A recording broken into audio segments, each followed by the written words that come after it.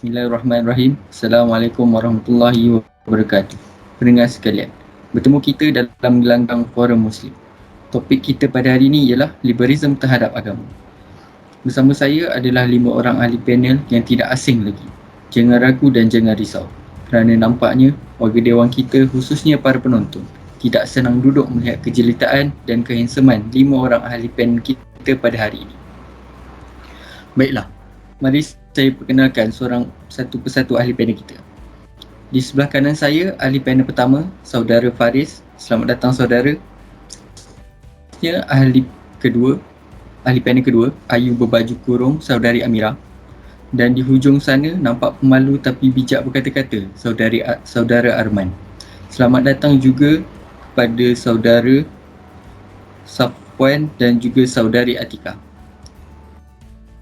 Tidak dapat dinafikan, akhir-akhir ini kita menyaksikan pelbagai perkembangan Islam liberal yang cukup membimbangkan, termasuk yang digambarkan sebagai fenomena Islam bashing.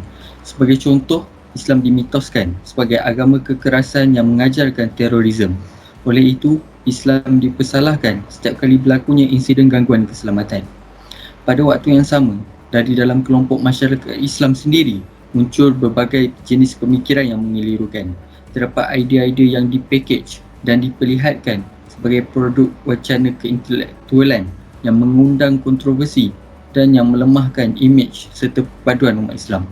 Sama ada idea-idea ini memakai label liberal atau tidak, yang dikhawatirkan ialah kehakisnya hakikat Islam yang sebenar apabila Islam cuba disekularkan, dimanusiakan, dirasionalkan serta direlatifkan sehingga hilang sawabit, iaitu prinsip asas, mutlaqat, hal-hal yang tetap, mutlak dan muktamad, muqaddasat, iaitu kekudusannya.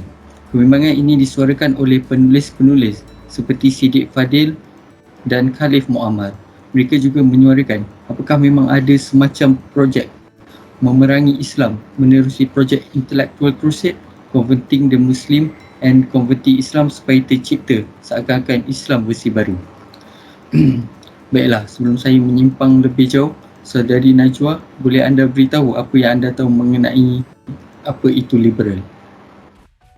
Terima kasih saya ucapkan kepada saudara Ibrahim di atas soalan yang diajukan.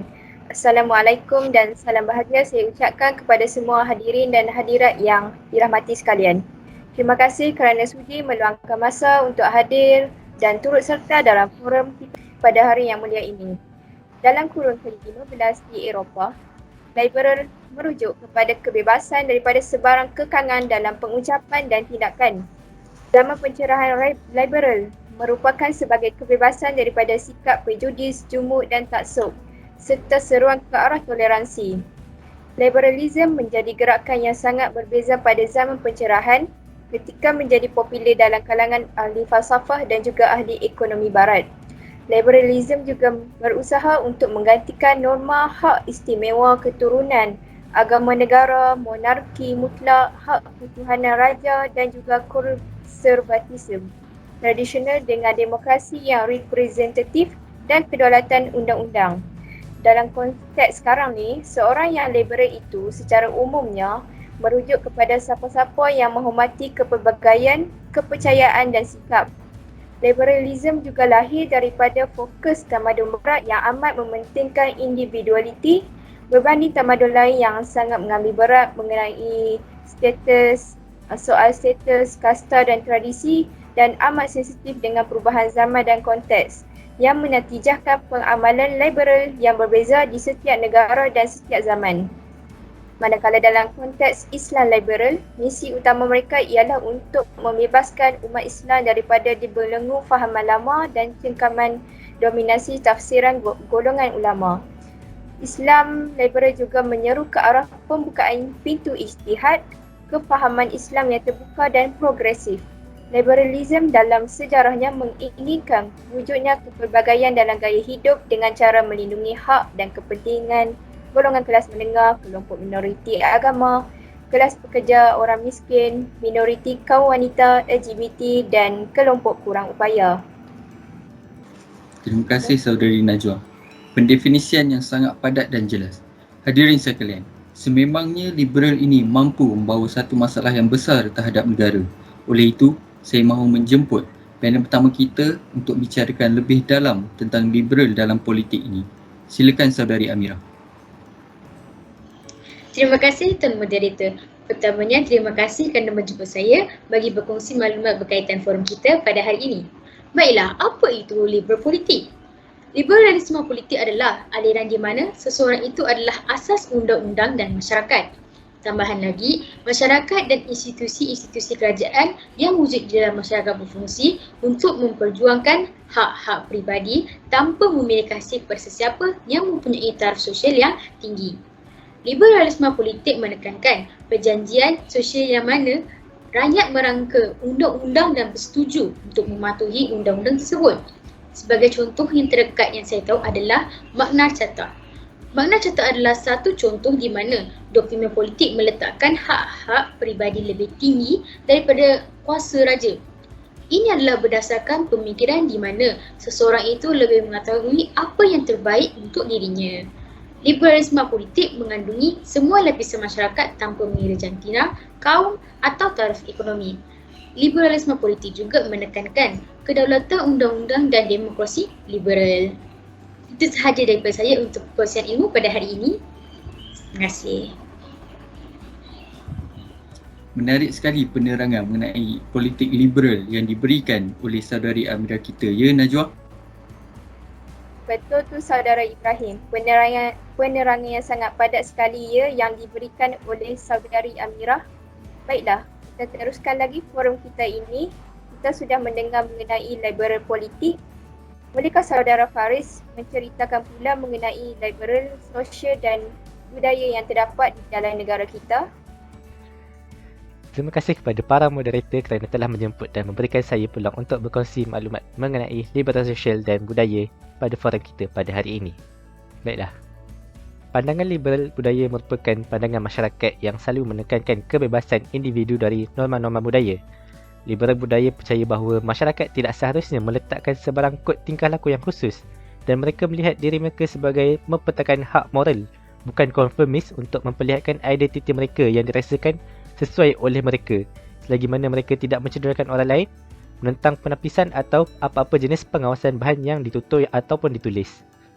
Mereka percaya bahawa struktur keluarga seseorang dan sifat perkahwinan harus dibiarkan sebagai keputusan individu dan mereka berhujah bahawa selagi seseorang itu tidak membahayakan, tiada gaya hidup yang lebih baik daripada gaya hidup yang lain-lain.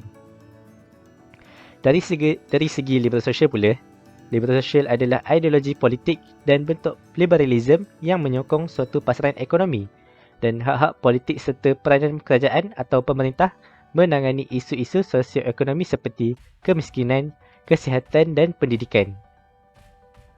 Sesebuah masyarakat baik ditaktifkan sebagai berkeadaan harmoni dengan kebebasan individu. Idea dan parti liberalism sosial berkecenderungan ke arah sentris ataupun berhaluan kiri, iaitu golongan yang mendukung fahaman ini melihat diri mereka berada dalam kedudukan tengah-tengah di antara demokrasi sosial dan liberalism klasikal. Itu sahaja untuk liberal sosial dan liberal budaya daripada saya. Saya serahkan kembali kepada moderator. Terima kasih. Baiklah, kita teruskan lagi forum kita ini dengan soalan yang seterusnya yang berbunyi, apa yang anda tahu mengenai liberal yang berkaitan dengan ekonomi? Oleh itu, saya akan menjemput panel kita yang seterusnya iaitu Encik Arman untuk membicarakan hal berkaitan liberal ekonomi. Terima kasih kepada Puan Moderator dan pihak forum kerana telah menjemput saya menghadiri sesi forum pada hari ini. Apa itu sistem ekonomi liberal? Sistem ekonomi liberal adalah falsafah ekonomi kebebasan individu atau satu bentuk sistem ekonomi yang mempunyai kebebasan yang sangat tinggi bagi orang yang menjalani kegiatan ekonomi. Teoretikal ini juga dapat menjelaskan bahawa kebebasan individu untuk bertindak bebas berdasarkan keperluan diri sendiri dan membolehkan individu melakukan kerja tanpa sekatan dari pihak yang lain. Sistem ekonomi ini mempunyai dua ciri, iaitu tidak ada campur tangan dari kerajaan dan bebas untuk berdaya saing antara satu sama yang lain. Ciri yang pertama, kita dapat lihat kerajaan tidak akan campur tangan dalam urusan ekonomi, perniagaan dan berterusan. Manakala ciri yang kedua pula adalah kita dapat lihat sistem ekonomi liberal memberi kebebasan kepada perniagaan. Sistem ini juga sesuai untuk peniaga yang mencuba dan berdaya saing dalam bidang perniagaan. Dari segi kelebihan dan kekurangan, dalam sistem ekonomi liberal ini terdapat banyak, tetapi saya akan memberitahu pada dua ataupun pada satu bahagian saja, iaitu satu daripada aspek kelebihan dan satu lagi pada aspek kekurangan. Daripada segi aspek kelebihan, sistem ekonomi liberal ini, ia dapat menubuhkan inisiatif dan ciptaan masyarakat yang mengatur ekonomi kerana orang tidak lagi perlu menunggu pesanan ataupun perintah dari pemerintah.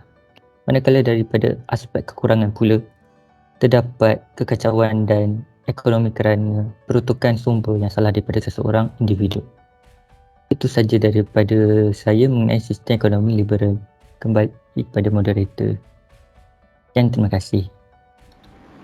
Terima kasih saudara Arman atas sisi yang sangat padat yang telah anda berikan kepada khalayak ramai ini. Baiklah, bagi meneruskan lagi forum kita ini, kita akan menjemput tetamu jemputan kita, iaitu Encik Safwan, bagi menceritakan tentang isu-isu semasa yang berkaitan liberal di Malaysia ini. Assalamualaikum. Baiklah, terima kasih kepada pengacara kerana telah memberikan saya peluang untuk bersuara mengenai isu-isu semasa liberal di negara kita ini. Okey, sebenarnya kebanyakan di antara kita ini secara tidak langsung telah menganut fahaman pluralism. Pluralism ini merupakan satu konsep yang luas tentang penerimaan agama yang pelbagai. Sebagai contoh adalah kongsi raya. Okey, kongsi raya ini sebenarnya selalu dilakukan di negara kita ini. Kita boleh tengok bila orang Islam menyambut Deepavali bersama dengan kaum India, orang Islam menyambut Christmas. Okey, sebenarnya sambutan kongsi raya ini adalah bertentangan dengan agama Islam, sebab dia pernah ditegur oleh mufti dan para ulama, dan namun ramai golongan Islam liberal menolak pandangan mufti dan ulama dan menuduh mereka jumud, kolot dan berpemikiran tertutup. Okey, next isu yang saya akan kongsikan adalah mengenai isu murtad.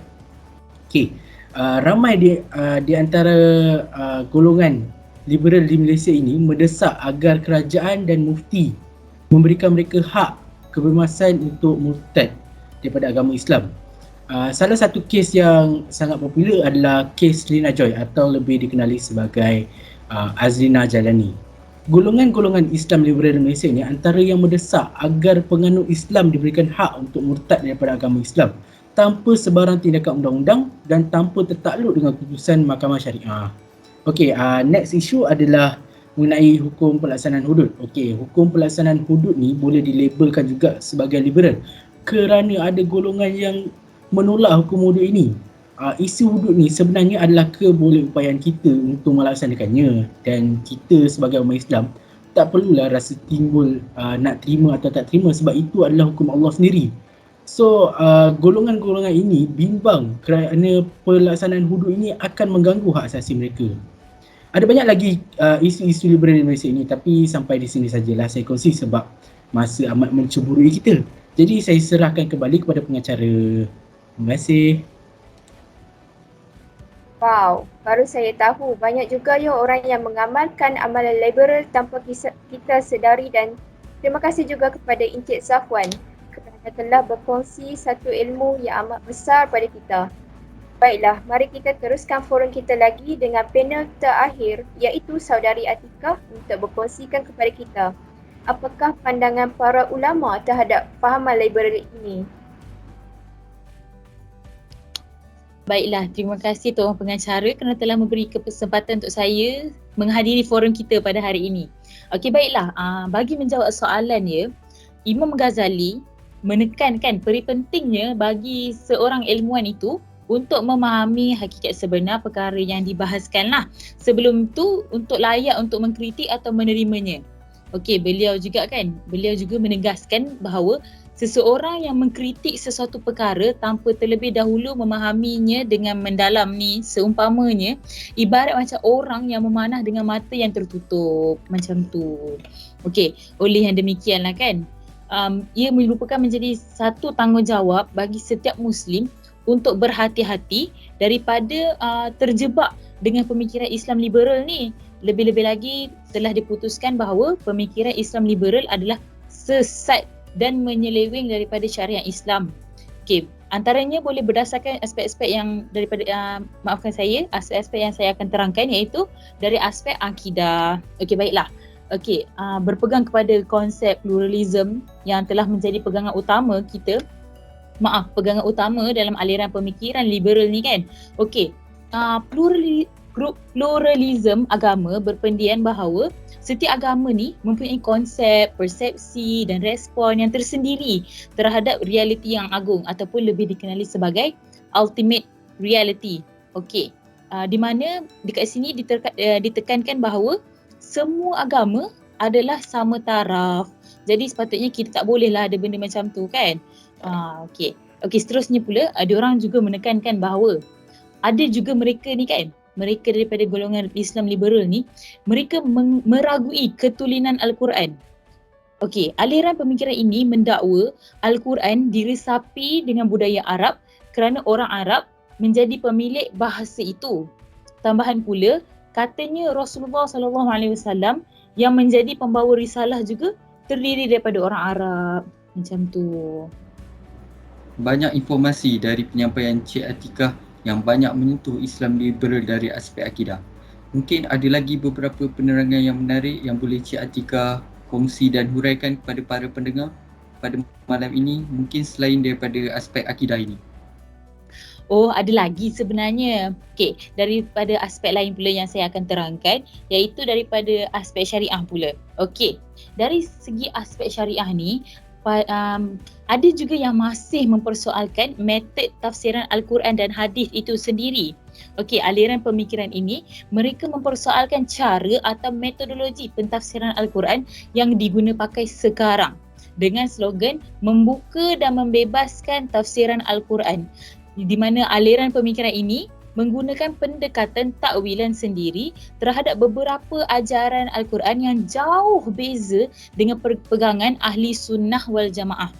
Baiklah, saya boleh bagi contoh kan. Sebagai contoh, mereka mendakwa syurga dan neraka itu tidak wujud melainkan kesan psikologi, kegembiraan dan kesedihan manusia itu. Okey, selain daripada itu, contoh yang saya boleh berikan ialah hari akhirat ditafsirkan sebagai tidak wujud melainkan satu fasa untuk manusia mencapai satu tingkatan kepada satu tingkatan yang lebih matang dan sempurna. Macam tu. Baiklah. Selain itu, mereka juga mempertikaikan kriteria dan akhlak kenabian. Okey, sebagai contoh, mereka mengatakan bahawa sifat kepimpinan Rasulullah SAW boleh dimiliki oleh mana-mana individu yang berada di muka bumi ini. Okey, maksudnya dia boleh cakap yang saya ni pun boleh mempunyai sifat Rasulullah, Safwan pun boleh, Arman pun boleh, Cik Amira pun boleh, macam tu. Jadi, walau bagaimanapun, kita sendiri tahu sebagai umat Islam yang kepimpinan Rasulullah SAW ni tiada tandingannya. Okey, ini dapat dibuktikan oleh seorang penulis yang bukan Islam iaitu Michael H. Hart yang menulis buku The 100 Ranking of the Most Influential Persons in History dan meletakkan Rasulullah SAW di ranking yang pertama.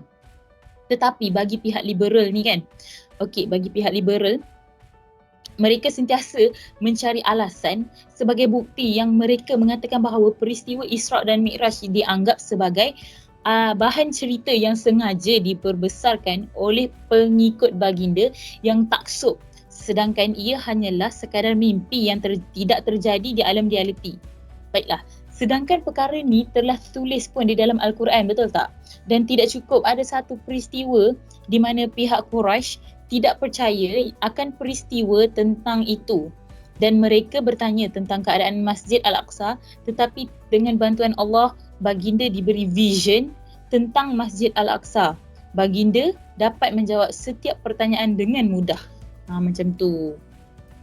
Baiklah, saya rasa sampai sini sajalah penjelasan dan penceritaan saya terhadap dalam aspek syariah. Kalau nak ikutkan memang panjang, tetapi kita juga kesutukan masa kan. Jadi saya fahamlah.